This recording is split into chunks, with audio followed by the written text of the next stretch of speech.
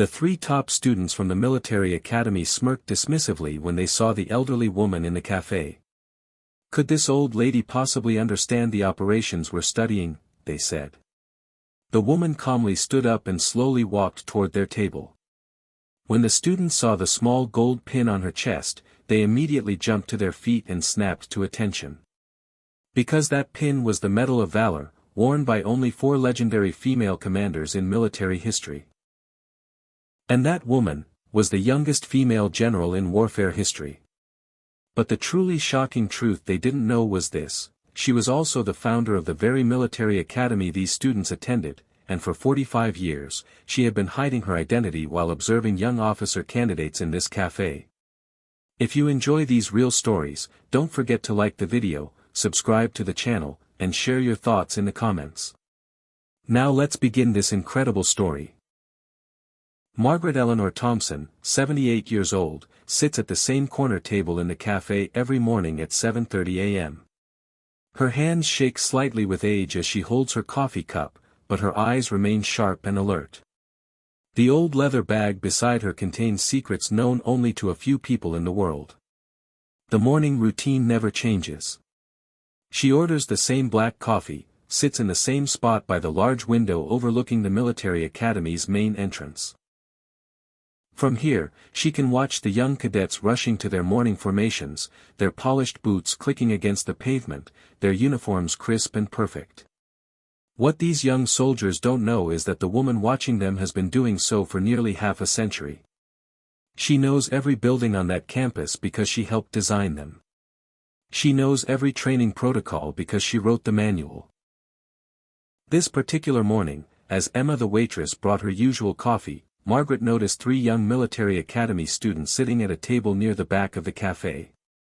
They were obviously senior students. Their bearing and confidence spoke of years of military training. Robert Chin, 22 years old, had the look of someone who had never been told he was wrong. His academic achievements were probably impressive, his test scores likely perfect. Beside him sat Alex Rodriguez, 21, whose physical fitness was evident even while sitting. The third was Sarah Williams, 20, and Margaret could see something of her younger self in the young woman's determined expression. But as Margaret listened to their conversation, her heart began to sink. Robert was speaking with casual arrogance. "Look at that old woman over there. Probably a retired school teacher. Can you imagine her trying to understand modern military strategy? The complexity of what we study?" Alex nodded, "Absolutely not. That generation learned about conflict from history books and television. They never experienced real military training, real pressure situations." Sarah was perhaps the most dismissive, especially the women of that era. They were limited to traditional roles, housewives, teachers, maybe nurses. They never had the opportunity or capability to understand real military operations. Margaret's fingers tightened around her coffee cup. These words weren't just ignorant, they were painful. Every assumption these young people were making was wrong and represented exactly the kind of thinking she had spent her entire career fighting against. She closed her eyes and let her mind drift back to 1978, when she was exactly their age. Captain Margaret Thompson stood before a room full of colonels and generals, the only woman among 30 senior officers. The mission briefing was unlike anything the military had attempted before, a rescue operation for 47 American soldiers trapped behind enemy lines. "The situation is desperate," General Morrison had explained. "Our boys are surrounded, with limited supplies and no clear evacuation route. Every conventional approach has been analyzed. Quite frankly, gentlemen, we're out of options." The room fell silent. These were men with decades of experience who had studied every military strategy known to modern warfare. If they were stumped, the situation was truly hopeless. That's when Margaret had raised her hand. "Permission to speak, sir." General Morrison looked surprised. "Of course, Captain Thompson." Margaret walked to the tactical display. "Sir, we've been thinking about this wrong. Every strategy we've considered assumes we need to fight our way to our soldiers. But what if we don't fight at all? Colonel Davis, a decorated Vietnam veteran, couldn't hide his skepticism. Captain, with all due respect, this isn't a classroom exercise. We're talking about real lives here. Which is exactly why we need to think differently, sir. Margaret's voice was calm but confident. The enemy expects us to come in with force. They're positioned to repel a direct assault. But they're not prepared for something they can't see coming. She began outlining her plan. Instead of attacking enemy positions, she proposed creating diversions that would pull enemy forces away from the trapped soldiers. While the enemy responded to what they thought was the main assault, a small extraction team would slip in from an unexpected direction. The key is that we don't try to overpower them. We outthink them. The room was silent. Finally, General Morrison spoke. Captain Thompson, this is either brilliantly innovative or completely insane. Sir, sometimes there's not much difference between the two. 3 days later, all 47 soldiers were home safe. Not a single casualty.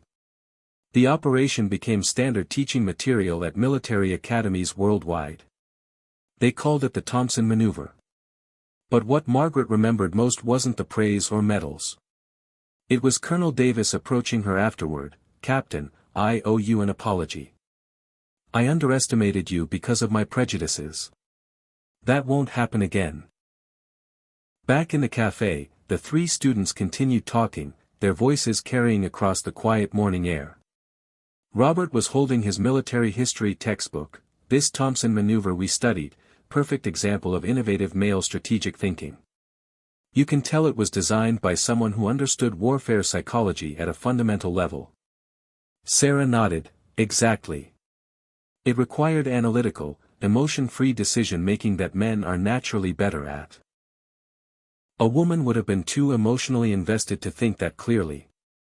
Alex added, plus the physical demands of coordinating such an operation. Leading troops under that pressure. Women just aren't built for that kind of stress. Margaret felt something crack inside her chest. Not anger, something deeper.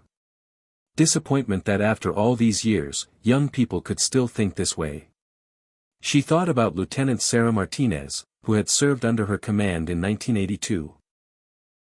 Sarah had volunteered for the most dangerous assignments and saved 3 soldiers' lives during an ambush. Or Captain Lisa Chen, who designed the counterintelligence protocol still used by special forces today. All of these women had faced the same prejudices these students were expressing so casually. Margaret looked at the old photograph she always carried. It showed her at 34, standing with her unit after the Thompson Maneuver operation, surrounded by the 47 soldiers they had rescued. Every one of those men knew that her female intuition had saved their lives. The students' conversation continued growing more animated. I read that the Thompson Maneuver was planned by a team of strategists, Robert was saying. Probably headed by some experienced colonel with years of combat experience. Makes sense, Alex agreed. The tactical sophistication required, it would have taken extensive battlefield knowledge. Sarah nodded, and the psychological manipulation involved, understanding enemy reactions, predicting responses. That requires a certain analytical mind. Margaret had heard enough. She slowly stood up, her movements deliberate and measured. At 78, she still carried herself with military bearing, back straight, shoulders square, gaze direct.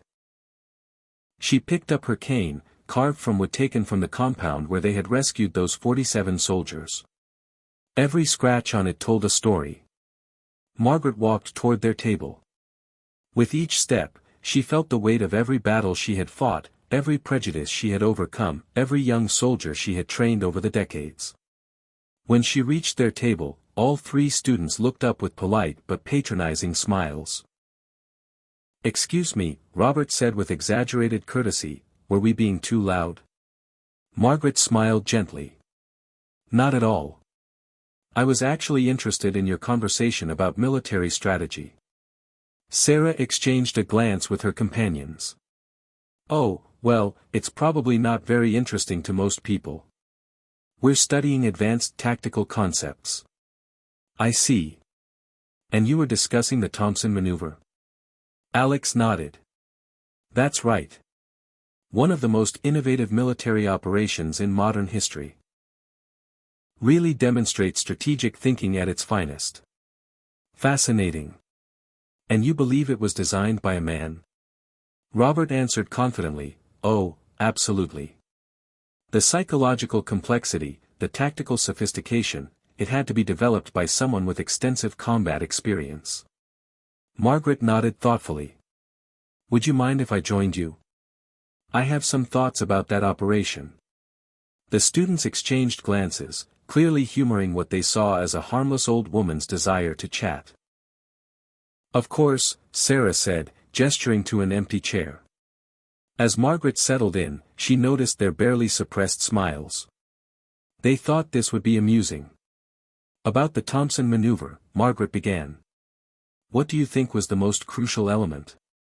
Robert answered immediately, the diversionary tactics. Drawing enemy forces away while the real operation happened elsewhere. Good. And what made those tactics effective?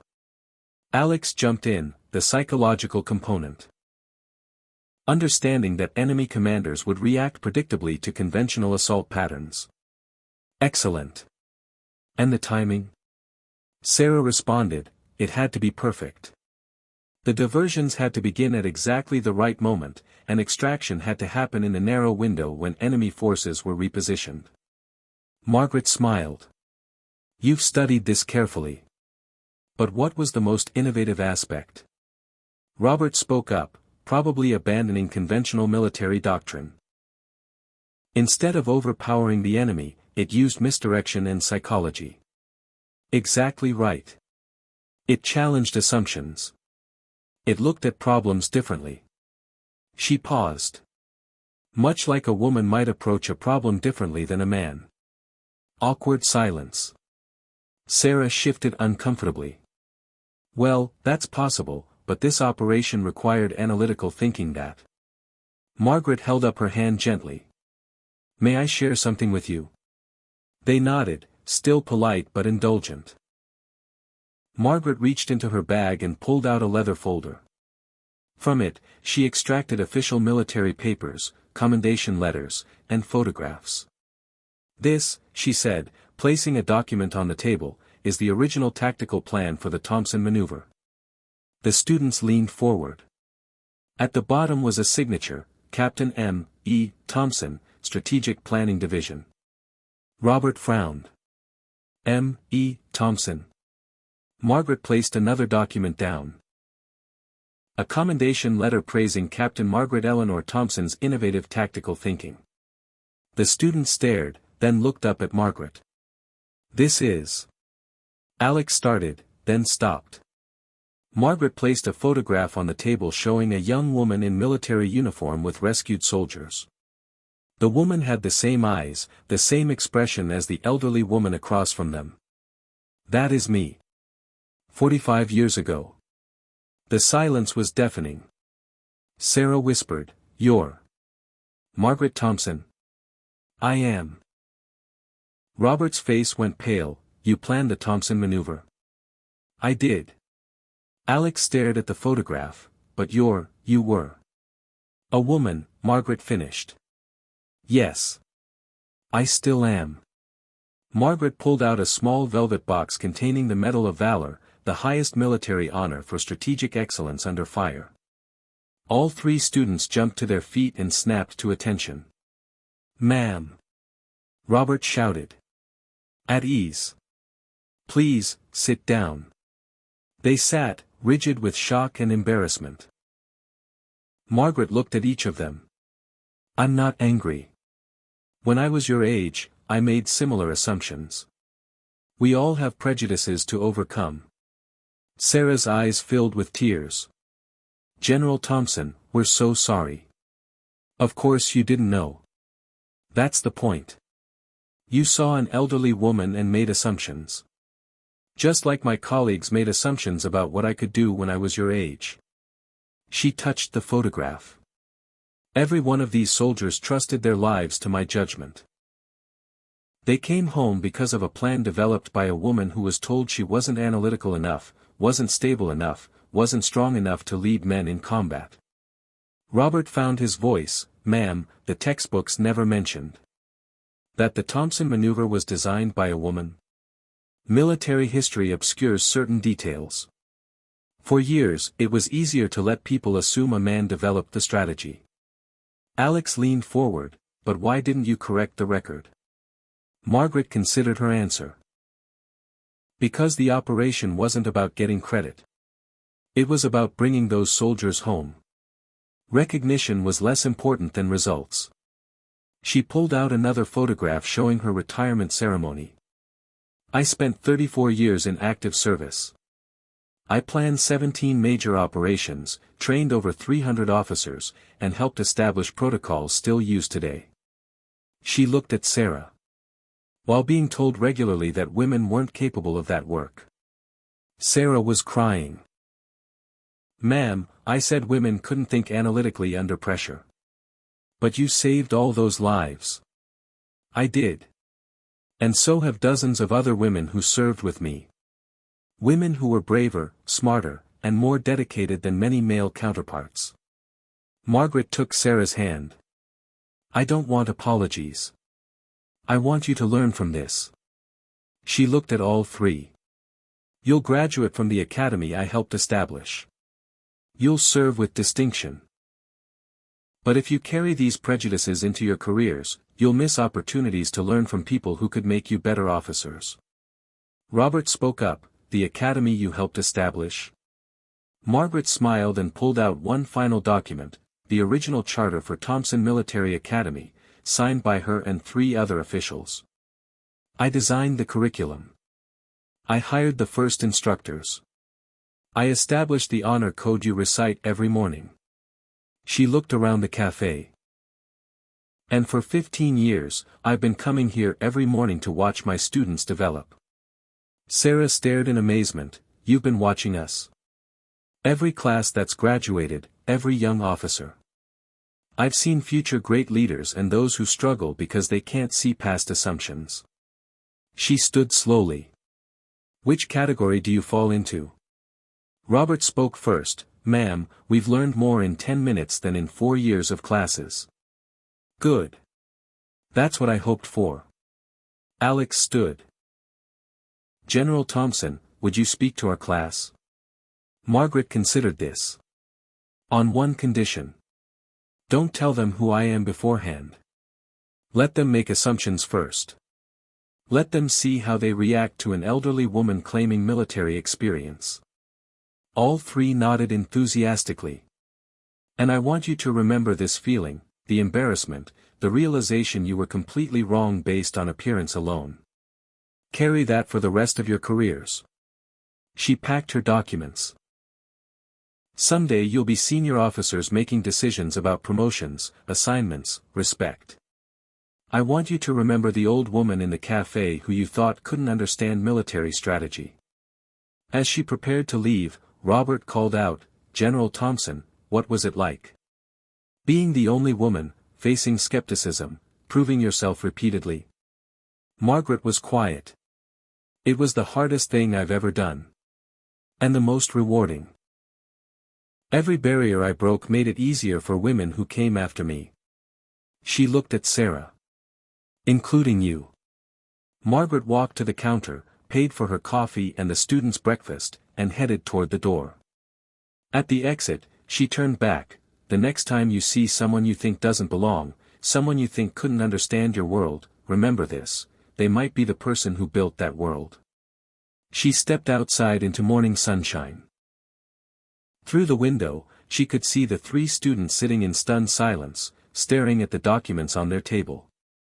Tomorrow morning, she would be back at the same table, watching more young officers walk through the gates of the academy she had built.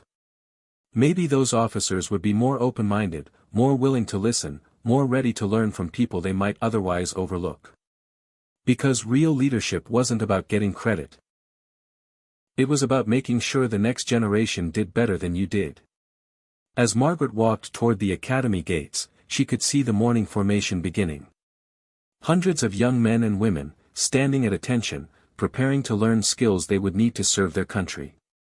Among them were future generals, strategists, leaders who would face unimaginable challenges. And thanks to 3 students who learned an important lesson over morning coffee, maybe a few more of those future leaders would remember to judge people by character and capabilities, not by age, gender, or appearance. That, Margaret thought as she watched morning sun reflect off the academy's windows, was the most important victory of all. If you were moved by this story, don't forget to like the video, subscribe to the channel, and share your thoughts in the comments. If you have similar experiences of being underestimated or breaking down barriers, please share them with us.